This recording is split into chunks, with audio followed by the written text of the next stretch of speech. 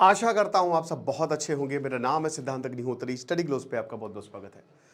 दोस्तों, आज हम बहुत इंपॉर्टेंट टॉपिक की बात करेंगे। आज हम बात करेंगे कि जो आतंकवाद शिफ्ट हो रहा है खैबर पख्तूनवा में अफगान बॉर्डर पे, थोड़ा डीप डाउन करेंगे, डीप डाउन एनालिसिस होगा। लेकिन उससे पहले बता दूं कि अगर आप एआई को सीखना चाहते हैं पूरी तरीके से तो ये शानदार कोर्स आप अवेल करें। टोटल 10 लेक्चर्स हैं और पूरा एआई आप सीख जाएंगे। ठीक है, तो डिस्क्रिप्शन और कमेंट बॉक्स में लिंक है। 800 रुपये का एक कोर्स है।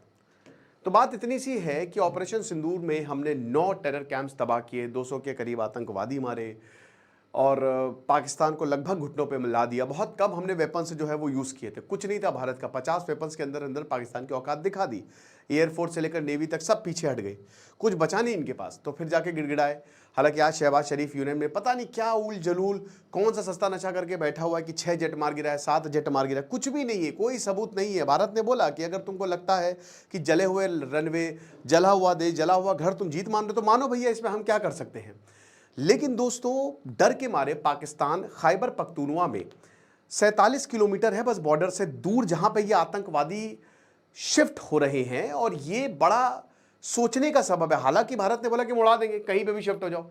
लेकिन देखिए, खैबर पख्तूनवा में अभी पाकिस्तान ने बॉम्बिंग की, 30 लोग उसी के मर गए।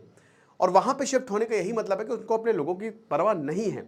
लेकिन फ्रेश इंटेलिजेंस ये कंफर्म करती है, इंडिया टुडे का ये आर्टिकल है कि लश्कर तैयबा का जो ऑफिस है वो जो है इस समय खैबर पख्तूनवा में है, एकदम अफगानिस्तान बॉर्डर पे एकदम सटा हुआ है।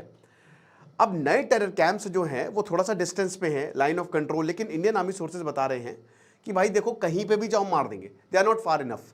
भाई कितना बड़ा है पाकिस्तान, और ब्रह्मोस की मिसाइल जो रेंज है ना, ब्रह्मोस मिसाइल की बहुत बड़ी है। नहीं तो अब अग्नि भी यूज कर सकते हैं। तो फैसिलिटी का नाम है मरकस जिहादे अक्सा। ये कुंबन मैदान एरिया जो लगभग 47 किलोमीटर दूर है अफगानिस्तान बॉर्डर पे, लोअर दीड डिस्ट्रिक्ट में आती है। ठीक है, अब इमेजेस और वीडियो जो 22 सितंबर में मैंने लेक्चर भी लिया था, 22 सितंबर को जब सामने आए हैं, तो ये लगभग 4,500 स्क्वायर किलोमीटर का जो है ये कॉम्प्लेक्स है। ठीक है, 4,500 स्क्वायर फीट का स्क्वायर किलोमीटर तो बहुत ज़्यादा हो गया।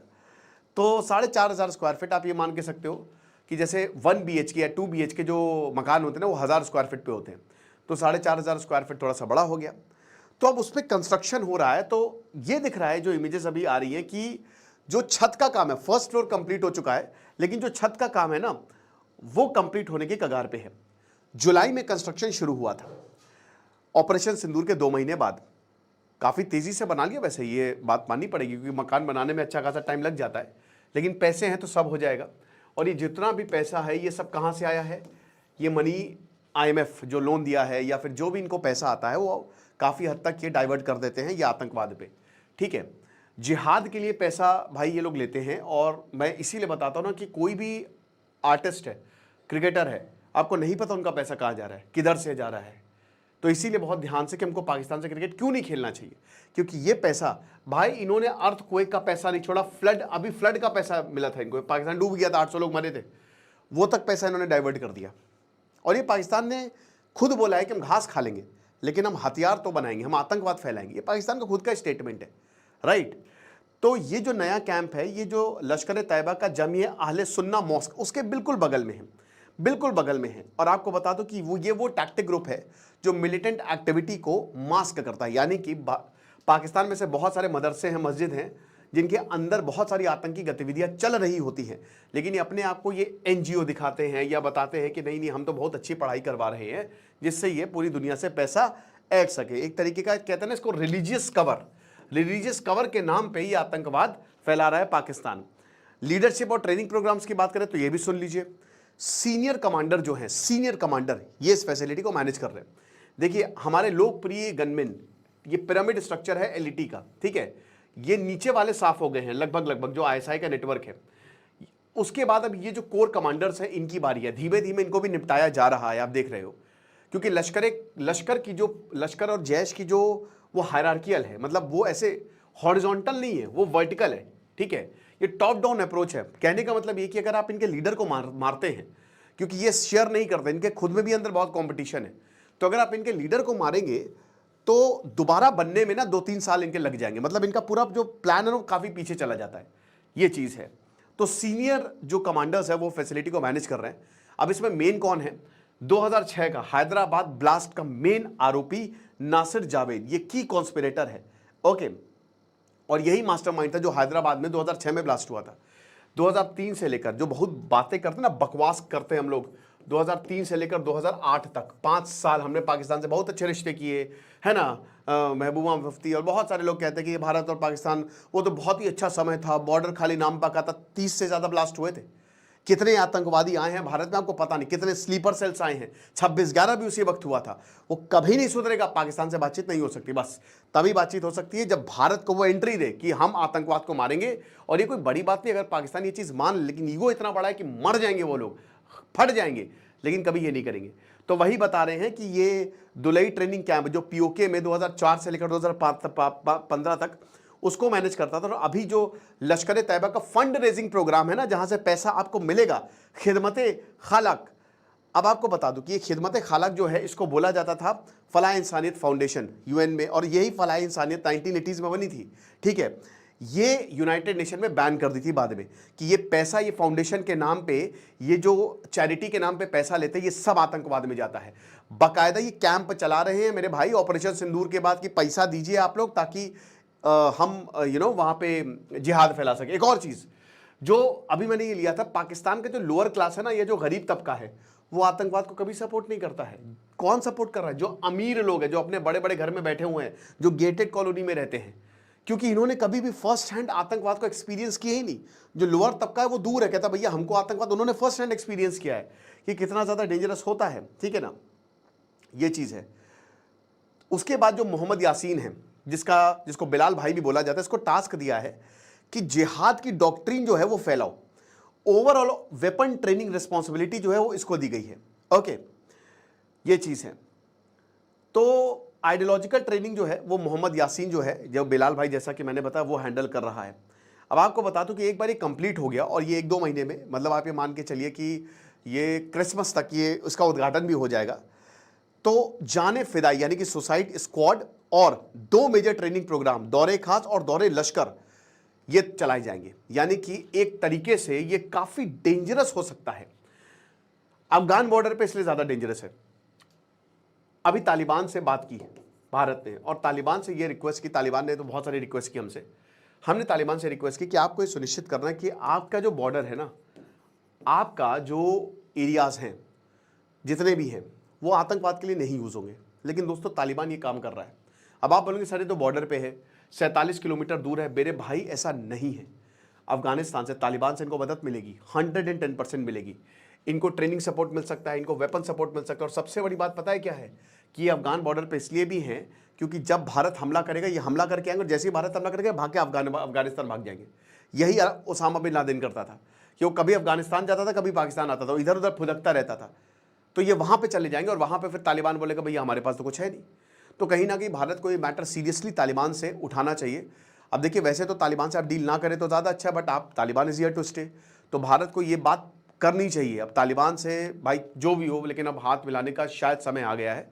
और ये बात बोले कि देखिए आप अपनी ज़मीन को आतंकवाद के खिलाफ बिल्कुल भी यूज़ नहीं करेंगे। तो ये जो इनका पूरा प्रोग्राम चलता है, अब ये जाने फिदाई सुसाइड स्क्वाड, ये डेंजरस है। ये जो स्क्वाड होता है ये क्या करता है, ये मरने के लिए ही आता है। मतलब अभी ऑपरेशन सिंदूर में आतंकवादी तो मार दिए गए जो आए थे, लेकिन वो भागे। 2-3 महीने तक ऑपरेशन चला। ये फिदाई नहीं क्या करते, भागेंगे नहीं, ये ब्लास्ट करेंगे और वहीं रहेंगे, या फिर गोली खाने के लिए ही रहेंगे। तो ये बड़े डेंजरस, जैसे माजिद ब्रिगेड है, ठीक है ना, बलूचिस्तान, बहुत डेंजरस है, वो बहुत खतरनाक है। कितने पाकिस्तानी को मौत के घाट उतारा है। पूरी जो गाड़ी है वो कॉन्वॉय में घुसेड़ देते हैं बम के साथ। और ये जो नए ट्रेनिंग प्रोग्राम है ना, जो खैबर पख्तूनवा में, अब मुझे नहीं पता कि ये ट्रेनिंग कौन करवाएगा, क्या वाकई में तालिबान करवाएगा, क्योंकि तालिबान के और TTP, Tehreek-e Taliban, mind you TTP भी यहां पे एक्टिव है। तो टीटीपी का सपोर्ट इन आतंकवाद ग्रुप्स को है भले वो पाकिस्तान की सरकार से वो ना रखे, लेकिन आईएसआई और टीटीपी का बहुत गहरा रिश्ता है। कहीं ना कहीं टीटीपी को आईएसआई कंट्रोल करता था, उसकी बात मानता था टीटीपी, ठीक है। तो तहरीके तालिबान जो है वो भी अपने सुसाइड स्क्वाड के लिए फेमस है। तो अब ट्रेनिंग क्या वो लोग करवाएंगे, ये भी देखना पड़ेगा। दौरे खास और दौरे लश्कर, ये 2 ट्रेनिंग प्रोग्राम होते हैं। दौरे खास जो है वो उसको आइडियोलॉजिकल ट्रेनिंग, और शुरुआत में दौरे लश्कर ऊपर वाला प्रोग्राम है, हायर प्रोग्राम है, जब आपको भेजना होता है, ठीक है ना। तो ये चीज़ें, तो अब सिक्योरिटी ऑफिशियल बताते हैं कि medium to high level threat है। और मेरे ख्याल में भारत को ऑपरेशन सिंदूर फिर से चलाना चाहिए और यहां पे सर्जिकल स्ट्राइक करनी चाहिए।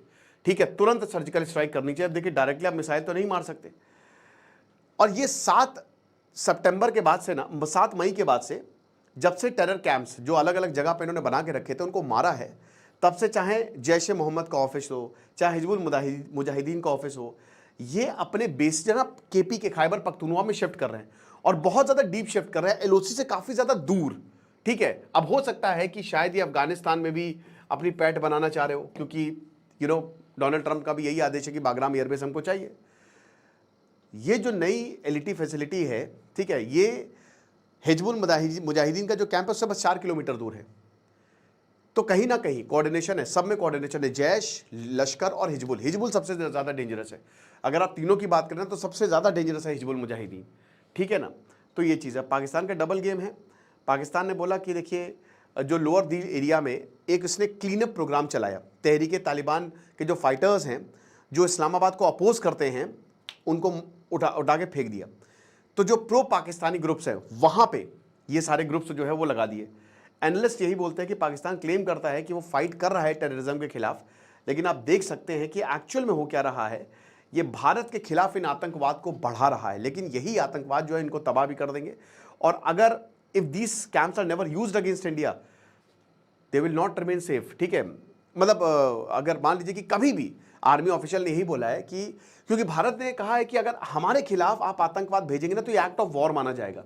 ठीक है, तो अगर कोई भी टेरर कैंप भारत पे आएगा या कोई आतंकी हमला होगा तो पाकिस्तान को पता है उसका खामियाजा क्या होगा। लेकिन दोस्तों मैं ये एक लॉन्ग टर्म प्लान है, डीप प्लान है। क्या डीप प्लान है? डीप प्लान ये है कि पाकिस्तान को पता है कि अब भारत रुकेगा नहीं, मारेगा वो। तो हमको कुछ भी करके बहुत सारे डिफेंस पैक्ट बनाने हैं, हमको अमेरिका का सपोर्ट चाहिए, और तब तक ये कंस्ट्रक्शन प्रोग्राम कर रहे हैं। पैरेलली ये अपने आतंकवाद के ठिकानों को बना रहे हैं और साथ ही साथ ये पूरी दुनिया से मदद मांग रहे हैं। अब इससे क्या होगा, जब आगे आने वाले समय में अगले साल ये मान के चलिए हमला होना ही होना है, ये पाकिस्तान करेगा इस तरीके की हरकतें, जाहिर सी बात है सारे हमले नाकाम होंगे। इंडिया की जो इंटेलिजेंस है बहुत ही शानदार है, लेकिन जब ये होगा और फिर भारत पाकिस्तान को मारेगा तो पाकिस्तान देखिएगा सारे देशों को बोलेगा कि अब तो आपका डिफेंस पैक्ट हमको बचाने है, इनको बचाने आइए। तो ये इनकी लॉन्ग टर्म स्ट्रैटेजी अभी कितनी सफल होगी हम सबको पता है। ठीक है, आपको क्या लगता है मुझे कमेंट बॉक्स में बताइएगा। बाकी आप एआई के कोर्स को अवेल कर सकते हैं। खुश रहिए, पढ़ते रहिए। दिस इज सिद्धांत अग्निहोत्री साइनिंग ऑफ।